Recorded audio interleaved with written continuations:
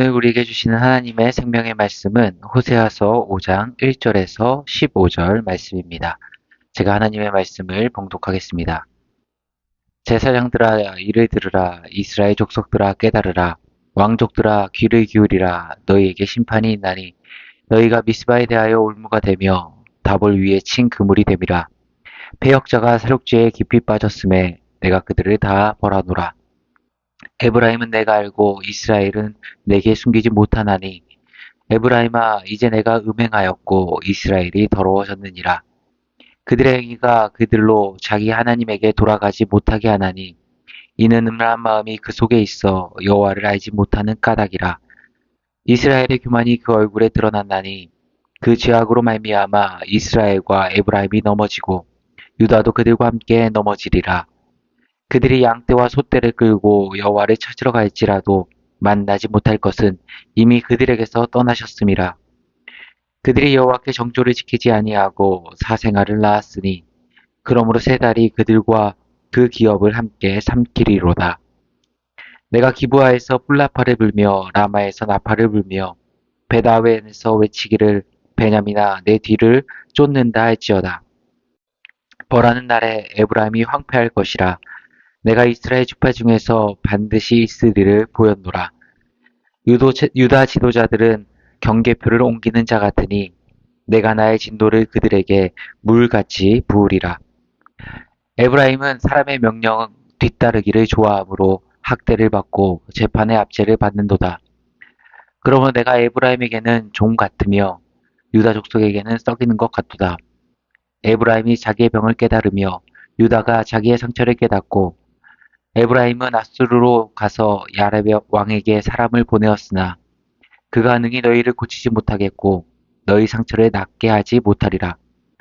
내가 에브라임에게는 사자 같고 유다 족속에게는 젊은 사자 같으니 바로 내가 움켜 갈지라. 내가 탈취하여 갈지라도 건져낼 자가 없으리라. 그들이 그 죄를 뉘우치고 내 얼굴을 구하기까지 내가 내 곳으로 돌아가리라. 그들이 고난받을 때에 나를 간절히 구하리라. 아멘. 오늘은 지명을 통해 말씀하시다라는 제목으로 하나님 말씀 증거하도록 하겠습니다. 호세아 선지자가 활동한 시기는 여로보암 2세 북이스라엘의 은빛 시대라 불리던 가장 부유하고 부강했던 시대입니다. 국제적으로는 국가적인 힘이 있었고 군사력의 힘이 발휘되던 시대였고 외교와 무역을 통해 서민들의 생활도 풍요로웠던 시대입니다. 그런데 이제 좀 먹고 살만해지니까 국가의 돈이 넉넉해지고 백성의 가계가 여유로워지니까 오히려 그 경제적인 기름짐이 하나님께 등돌림이라는 결과로 열매를 맺었습니다. 오늘 5장 2절에 보면 패역자가 사륙죄에 깊이 빠졌음에 내가 그들을 다 벌하노라. 여기서 쓰인 패역이란 단어는 조금 더 쉽게 표현하면 등을 돌렸다, 배신했다 그런 뜻입니다. 그러면 왜 이런 일들이 벌어지는가? 열왕기 하에 의하면 원인은 우상 숭배였습니다. 그들이 하나님을 섬기지 않고 우상을 섬겼기에 나라가 멸망하게 됐던 거죠. 하지만 호세아 선지자가 통일되게 이야기하는 그 이야기의 핵심은 뭡니까? 하나님을 아는 지식이 없었기 때문입니다. 호세아서 2장 16절에 중요한 구절이 나오는데요. 여호와께서 이르시되 그날에 내가 나를 내 남편이라 일컫고 다시는 바알이라 일컫지 아니하리라. 이게 무슨 말인가? 이스라엘 백성들이 하나님을 향해 뭐라고 불렀다는 겁니까? 바알이라 불렀다는 거죠. 그들은 수많은 신들 가운데 하나로 여겼습니다. 주변 모든 국가들의 신들 이야기를 보면 다 다실론입니다. 바알이 있고 안에 아스타롯이 있고 아세라가 있고 다니엘 실로는 이스라엘 유일합니다. 그러니 그들은 수많은 이방 국가들처럼 하나님이 여러 신 가운데 하나라고 생각했던 겁니다. 왜 그렇게 생각했을까요? 바로 호세아의 말대로 하나님을 아는 지식이 없었기 때문에. 그래서 호세아가 목이 터져라 외치죠. 우리가 여호와를 알자, 힘써 여호와를 알자. 그렇다면 왜 하나님의 백성인 이스라엘이 하나님을 모르게 됐을까요? 당시 하나님에 대해서 가르치는 책임은 그 역할은 제사장이 담당했습니다. 그런데 제사장이 백성들에게 안 가르친 겁니다. 왜 안 그르쳤을까요? 제사장 그들 자신도 하나님을 모르고 하나님의 말씀도 몰랐습니다. 이건 무슨 말이냐? 북이스라엘의 뿌리까지 올라가야 되는데요. 여로보암이 북이스라엘의 왕이 되었을 때 10개 지파의 사람들이 적어도 1년에 3번은 예루살렘 성전에 방문해야 합니다. 그러면 북이스라엘 땅은 텅텅 비게 되겠죠. 이 모습을 보는 북이스라엘 여로보암 왕의 마음은 어떻겠습니까? 엄청 불안했겠죠. 아직 기반도 안 잡힌 왕국인데 국민들이 남유다로 내려가는 게 국가 존망 자체를 위협할 정도의 요소로 다가온 겁니다. 그래서 그가 선택한 방법은 무엇인가? 베델과 단에 금송아지를 만들고 하나님이라 가르쳤습니다. 이때부터 이스라엘 백성들은 혼동하기 시작하는 겁니다. 우상 숭배인데 그들은 하나님을 섬기고 있다 철석같이 믿고 있는 거죠. 그런데 더 큰 문제는 뭐냐? 어려서부터 하나님의 말씀을 배우고 그것을 백성들에게 가르치는 레위 지파 제사장들은 금송아지를 섬기는 것에 반대했겠죠. 그러니 여로보암은 자꾸 발목 잡는 이 레위 지파 제사장들 대신에 보통 백성 중에 나 제사장 하고 싶어요 라는 사람을 제사장으로 막 세웁니다. 그렇게 제사장들은 하나님의 말씀도 본인 스스로도 모르고요. 가르칠 능력도 없었던 겁니다. 그러면 그들은 어떻게 제사를 지낼 수 있었겠습니까? 그저 주변 국가에서 제사 드리는 방식, 이방 우상을 제사하는 방식으로 우상을 만들고 하나님이다 섬기는 겁니다. 그렇게 성경은 여로보암이 행한 대로 계속해서 그 뿌리를 여로보암에게 있다 말하고 있는 겁니다.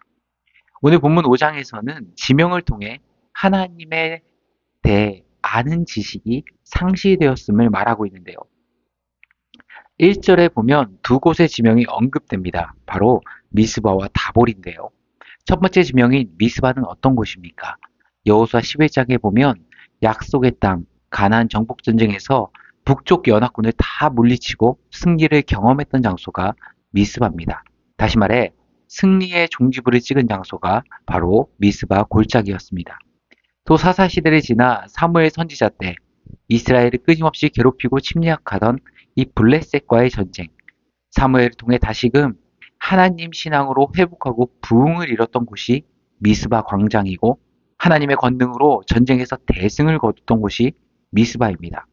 그로 인해 하나님께서 우리를 도우셨다. 에벤 에셀이라는 기념비가 세워졌던 곳, 그곳이 바로 미스바라는 지역이 담고 있는 역사적인 기억입니다. 두 번째, 다볼은 어디입니까? 사사기 4장에 보면 핫소랑 야빈의 군대 장관 시스라가 철병거로 이스라엘을 압제하는데 그 기간이 무려 20년이었습니다. 이때 하나님께서는 이스라엘의 유일한 여자 사사 드보라를 일으키시고 군대 장관 바락을 통해 승리케 하셨습니다. 그런데 그 결전의 장소가 어디였는가? 다볼산. 드보라가 하나님이 주신 승리를 찬양하며 노래를 불렀던 장소. 하나님이 지독한 압제에서 구원을 베푸시고 권능이 임했던 장소가 바로 다볼산입니다. 지금 성경은 통탄하고 있는 겁니다. 가나안 북쪽 연합군을 물리치고 승리를 맛보게 하신 그 승리의 장소 미스바에서 20년간 치를 떨 만큼 끔찍하게 당했던 시스라의 철병거의 공포에서 자유케 하시고 승리케 하신 이 다볼이란 장소에서 이 은혜의 장소에서 너희가 우상 숭배한다는 것이 말이 되느냐 탄식하는 겁니다. 그렇다면 우리에게 한번 적용해 볼까요?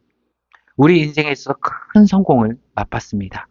직장에서 승진하고 자녀들의 진학, 출산, 삶의 문제들이 술술술 풀립니다. 사업은 형통하고 노후는 안정적이고 든든해졌습니다.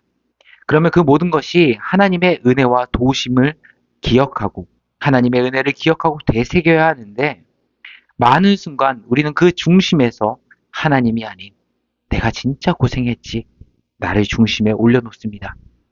그 중심에 하나님이 아닌 우리 딸, 우리 아들, 자녀들을 올려놓습니다.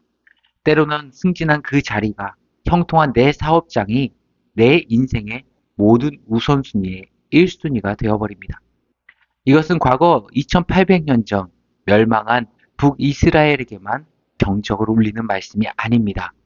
오늘 이 시대를 살아가는 우리의 삶의 현장 속에서 내가 누리는 가정과 행복과 만족과 성취 속에서 하나님을 아는 지식, 하나님을 인정하는 지식, 하나님의 은혜를 기억하는 지식이 있는가 우리에게 묻고 있는 겁니다. 오늘 말씀을 정리하도록 하겠습니다. 사랑하는 성도님들, 은혜라는 찬양이 있습니다. 내 삶에 당연한 것은 하나도 없었던 것을 모든 것이 은혜였소라는 가사의 찬양입니다. 하나님이 베푸신 내 삶의 모든 은혜의 제목들 다시금 기억하시고 회상하시며 보암직하고 먹음직한 세상의 가치를 추구하는 것이 아닌 하나님만을 추앙하고 하나님만을 인정하는 하나님을 아는 지식이 충만한 주의 백성들 되기를 간절히 축원합니다. 함께 기도하겠습니다. 참 좋으신 하나님 아버지, 오늘 이 하루를 살아갈 때 하나님이 베푸신 내 삶의 은혜의 제목들 다시금 우리가 기억하게 하시고 회상하게 하시며 보암직하고 먹음직한 세상의 가치를 추구하는 것이 아니라 하나님만을 의지하고 하나님만을 인정하며 하나님만을 추앙하는 하나님을 아는 지식이 충만한 주의 백성들 되게 하여 주옵소서. 이 모든 말씀 우리 주 예수 그리스도의 이름으로 기도드리옵나이다. 아멘.